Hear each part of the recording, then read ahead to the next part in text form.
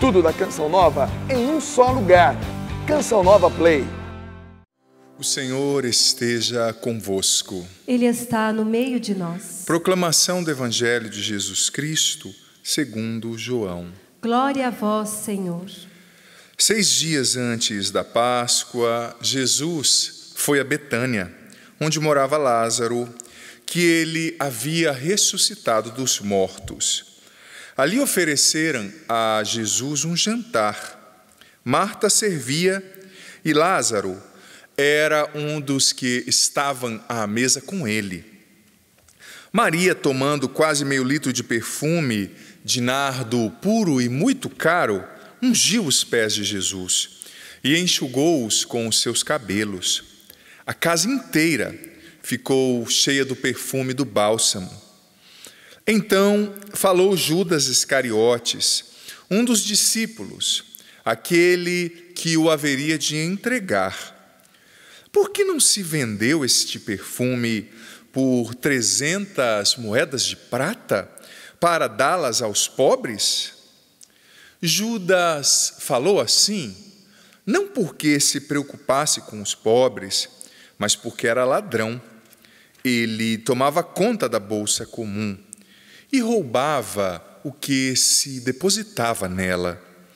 Jesus, porém, disse, deixa-a. Ela fez isto em vista do dia da minha sepultura. Pobres, sempre os tereis convosco. Enquanto a mim, nem sempre me tereis. Muitos judeus, tendo sabido que Jesus estava em Betânia, foram para lá, não só por causa de Jesus, mas também para verem Lázaro, que Jesus ressuscitara dos mortos. Então, os sumos sacerdotes, muitos deixavam os judeus e acreditavam em Jesus. Palavra da salvação. Glória a vós, Senhor. Que pelas palavras do Santo Evangelho sejam perdoados os nossos pecados. Amém. Ave Maria, cheia de graça, o Senhor é convosco. Bendita sois vós entre as mulheres, e bendito é o fruto do vosso ventre, Jesus. Santa Maria, Mãe de Deus, rogai por nós, pecadores, agora e na hora da nossa morte. Amém. Querido filho, querida filha que está aqui presente no santuário, estamos num número extremamente reduzido aqui, a equipe só de trabalho mesmo, e aqui agradeço mais uma vez os irmãos da Canção Nova que assumiram tudo, estão sendo os cinegrafistas, os técnicos de áudio, quem canta, quem trabalha nos bastidores aqui da transmissão, né? Muito obrigado, também os irmãos da liturgia. Veja bem, nós estamos na segunda-feira da Semana Santa e não obstante esse evangelho ser muito bonito e profundo, o padre não vai se ater tanto, pelo tempo que nos é escasso também, sobre a realidade que apresenta o evangelho, mas eu gostaria muito de construir uma reflexão a partir daquilo que o Salmo propõe. O Senhor é a minha luz e a minha salvação. De quem eu terei medo? O Senhor é a proteção da minha vida, perante quem eu tremerei? Olha só, se um exército se armar contra mim, não temerá o meu coração. Se contra mim uma batalha estourar, mesmo assim eu confiarei. É ou não é verdade que num tempo como esse que nós estamos vivendo, que é atípico, tempo de pandemia, de crises, é ou não é verdade que muitas vezes o medo bate à porta do nosso coração? O medo nos toma, o medo nos paralisa. Mas o bonito é que a Bíblia tem resposta para tudo. E haja vista que o medo em si, ele é uma resposta daquilo que é de uma parte do nosso cérebro que é voltada para os instintos, né? Aquilo que é chamado de cérebro reptiliano, é uma resposta muito natural e muito positiva.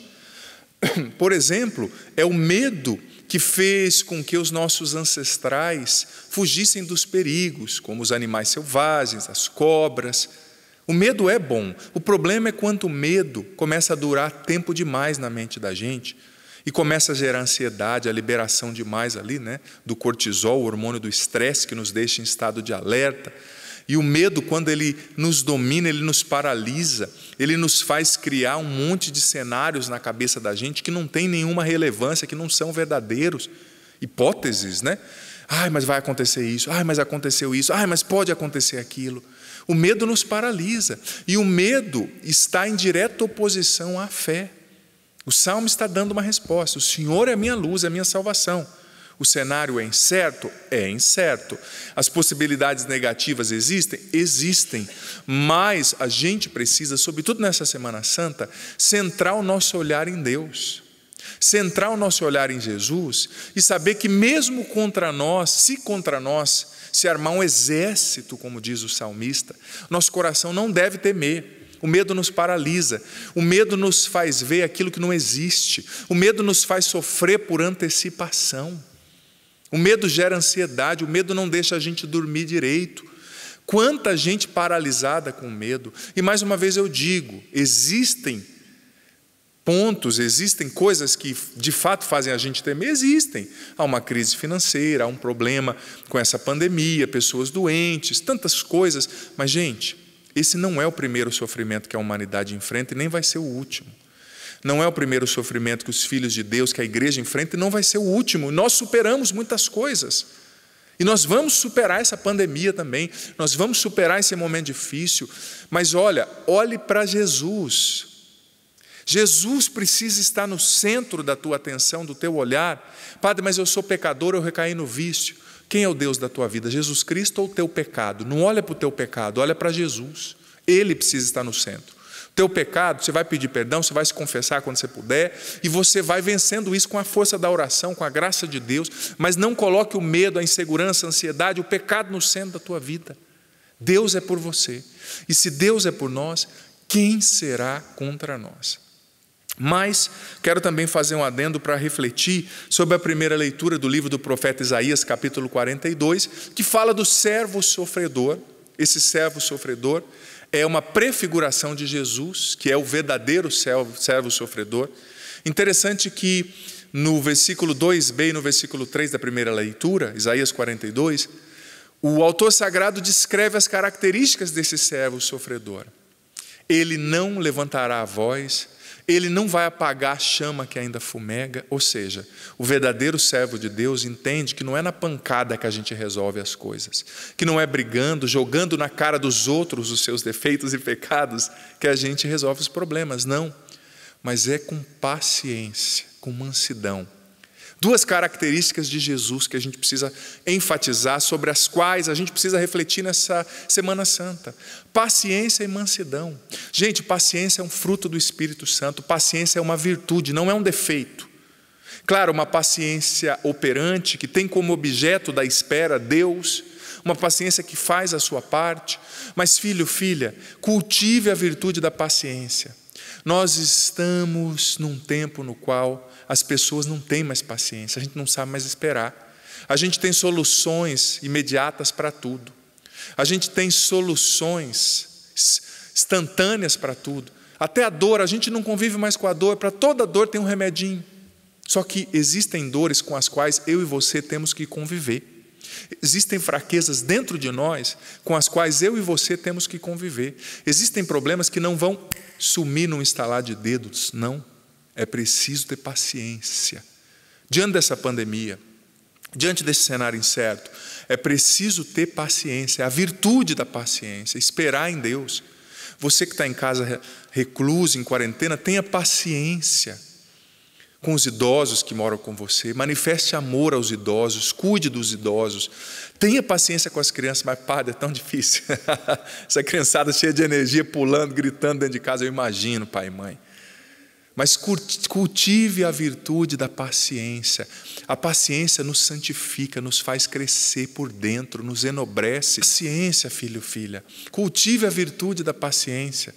Porque não adianta, versículos 24, 25 e 26, a nossa preocupação não acrescenta um dia, uma hora, um minuto à nossa vida. Não resolve o problema. A preocupação só nos deixa ansiosos, só nos faz dormir mal, só nos faz engordar e perder o cabelo, quem já tem tendência aí a calvície, né? É preciso cultivar a virtude da paciência. Santo Agostinho dizia que onde não tem espaço para paciência, não tem espaço para sabedoria. E onde há sabedoria, sempre existe paciência. Se você quer ser sábio, sábia, saiba ser paciente. Mais uma vez eu repito, existem dores com as quais a gente tem que saber conviver por um tempo. Seria tão bom apertar a tecla delete assim, tirar todos os defeitos de dentro da gente, né? Às vezes a gente tem que ter paciência com a gente mesmo, e é tão desafiante, porque nós somos perfeccionistas, nós somos orgulhosos. Se tivesse uma teclinha para apertar assim, tudo que eu não gosto em mim saía. Mas não é assim. É preciso ter paciência consigo, é preciso ter paciência com o outro, é preciso ter paciência com a situação. É preciso ter paciência e um olhar de fé, porque Deus não deixou de ser Deus.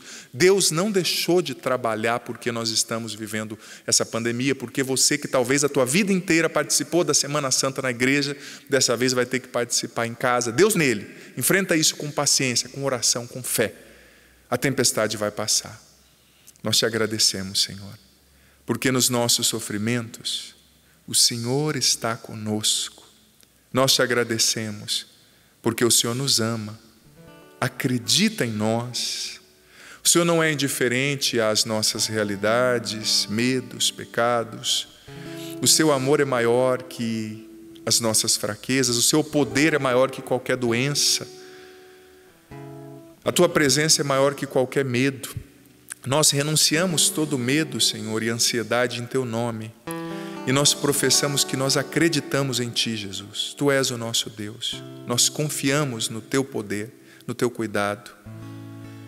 Sejamos nós profissionais da saúde, ou estejamos reclusos, ou trabalhando em serviços essenciais fora de casa, nós confiamos em Ti. O Senhor é o nosso refúgio, a nossa proteção, a nossa fortaleza.